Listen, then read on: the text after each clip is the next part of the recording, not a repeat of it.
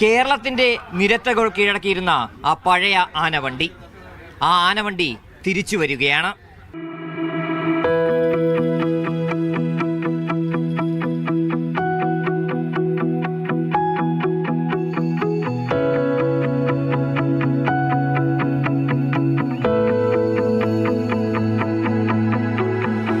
ലൈലാൻഡിന്റെ ആ പഴയ comet bus പഴയ രൂപത്തിൽ വീണ്ടും പുറത്തിറങ്ങുന്നു.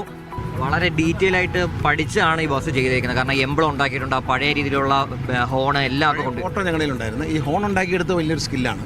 ബാക്കി പഴയ ഫോട്ടോ നമ്മുടെ ഉണ്ടായിരുന്നു. ബാക്കി എല്ലാവരും മോൾഡ് ചെയ്തെടുത്താണ് എല്ലാ സാധനം. ഇതും അമൃത പറഞ്ഞ ആ ഫോട്ടോ നോക്കി ചെയ്തതാണ്. ഈ അശോക് ലൈലൻഡ് കോമറ്റ് എന്ന വണ്ടിയാണ് അന്ന് ഓടിയിരുന്നത്. അത് നമ്മൾ ആ എംബ്ലം തന്നെ, അത് കഴിഞ്ഞാൽ പിന്നെ അശോക് ലൈലൻഡ് വലിയ ലെറ്ററായിട്ട് മാറിയല്ലേ. ആദ്യം ഇത് മാത്രമേ ഉണ്ടായിരുന്നു. ഇതേപോലെ ഫോർഡിൻ്റെ വണ്ടി ഉണ്ടായിരുന്നു.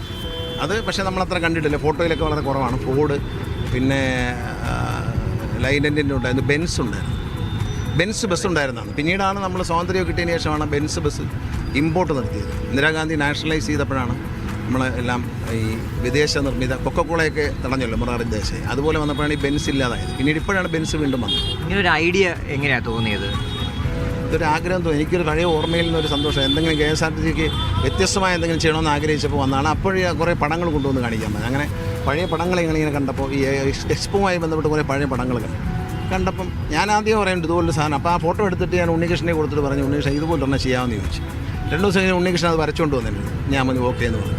ഈ പച്ച കളറിൻ്റെ കാര്യത്തിൽ അവർ കാണാൻ ബ്ലാക്ക് ആൻഡ് വൈറ്റ് പടങ്ങളാണല്ല, ഈ പച്ച കളർ മാത്രമാണ് നമ്മളുണ്ട്. അന്ന് പ്രിയദർശനമായിട്ട് ഞാൻ സംസാരിച്ചപ്പോൾ പ്രിയദർശൻ പറഞ്ഞു ഇതിൻ്റെ പേര് ബസ് ഗ്രീൻ എന്നൊരു കളറാണ് എന്ന് പറഞ്ഞു. അങ്ങനെയാണ് നമ്മൾ ബസ് ഗ്രീൻ തപ്പിയെടുത്തത്. അപ്പോൾ ആ പഴയ കാലത്തിലേക്കുള്ള ഒരു തിരിച്ചു പോക്കാണ് ഈ ബസ്സിലൂടെയുള്ള ഒരു യാത്ര.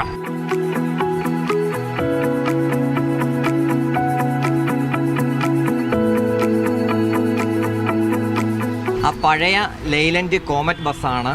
ആ ബസ്സിൻ്റെ മോഡലിലാണ് ഈ ബസ്. കാണുമ്പോൾ പഴയ രൂപം മാത്രമേ ഉള്ളൂ, ബസ് പുതിയതാണ്. KSRTCയിൽ തന്നെ മെക്കാനിക്കുമാർ അവർ 2 മാസം എടുത്തുകൊണ്ട് നിർമ്മിച്ചതാണ്. ഏറ്റവും പ്രത്യേകത എന്ന് പറഞ്ഞാൽ ഇതിൻ്റെ ഓരോ മൈന്യൂട്ട് ഭാഗങ്ങളും അവർ ആ ചിത്രം നോക്കി വളരെയധികം പഠിച്ച് ചെയ്തെടുത്തതാണ്. ഇപ്പോൾ ഇതിൽ യാത്രക്കാരായിട്ട് കുറേ പേര് തന്നെ ഉണ്ട്. അവരുടെ ഒരു പ്രതികരണം കൂടി എങ്ങനെയാണെന്ന് നമുക്ക് നോക്കാം. എങ്ങനെ ഉണ്ട് ഈ ബസ്സിലുള്ളൊരു യാത്ര? വളരെ സന്തോഷമുണ്ട്. ഇങ്ങനൊരു ബസ് നമുക്ക് നിർമ്മിക്കാൻ പറ്റിയതിന് വളരെ സന്തോഷമാണ്. ഇപ്പോഴത്തെ ബസ്സിൻ്റെ ലുക്കാണോ ഭംഗി, അതോ പഴയ ബസ്സിൻ്റെ ലുക്കാണോ ഭംഗി? പഴയ ബസ്സിൻ്റെ ലുക്കാണ് ഭംഗി. പിന്നെ പുതിയൊരു അനുഭവമാണ്.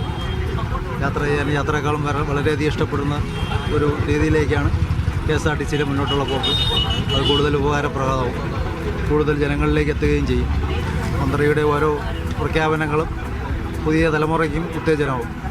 അപ്പോൾ ബസ് നിലവിൽ കിഴക്കേക്കോട്ട മുതൽ പേരൂർക്കട വരെയാണ് സർവീസ് നടത്തുക. സാധാരണ സർവീസ് പോലെ തന്നെയാണ് സർവീസ് നടത്തുക. ഇതിൻ്റെ യാത്രക്കാരുടെ ഒരു റെസ്പോൺസ് എങ്ങനെയാണോ അതിനനുസരിച്ചായിരിക്കും കൂടുതൽ ബസ്സുകൾ പഴയ രൂപത്തിൽ ഇറക്കാൻ ഉദ്ദേശിക്കുന്നത്.